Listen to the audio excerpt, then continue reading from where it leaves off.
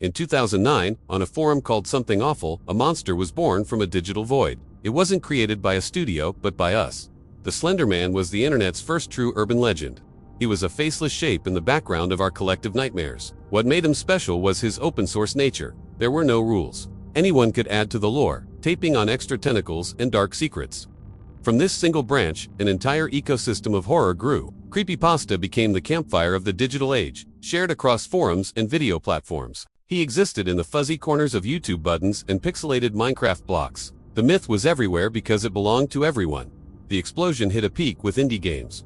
These simple, low-budget experiences turned the mystery into a visceral, heart-pounding reality for millions of players. The views were off the charts. Slender Man had transitioned from an underground secret to a global phenomenon, and the algorithm loved him. But when something becomes this valuable, the lawyers arrive. The amorphous myth began to be carved up into intellectual property. Victor Surge, the original creator, was suddenly at the center of a monetization machine.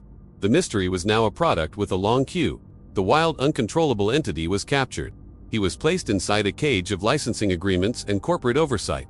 The fear started to fade. Then, reality collided with fiction in the worst way possible. A tragic real-world event turned the internet monster into a nightly news headline.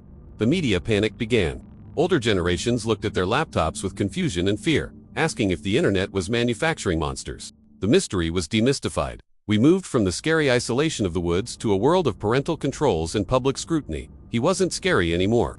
Hollywood tried to capitalize, but the 2018 movie was a failure.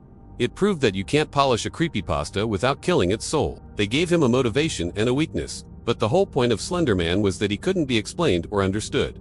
Then came irony, poisoning. The internet stopped being afraid and started making fun.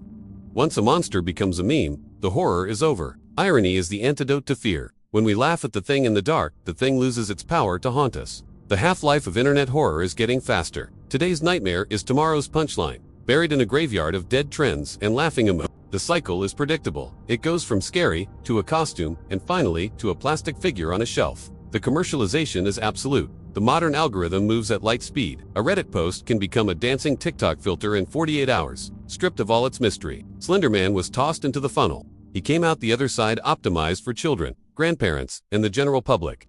He ended up on true crime couches and in the aisles of Spirit Halloween with a $24.99 price tag. He's just an asset now. The early internet was a map of dark corners where adults didn't go.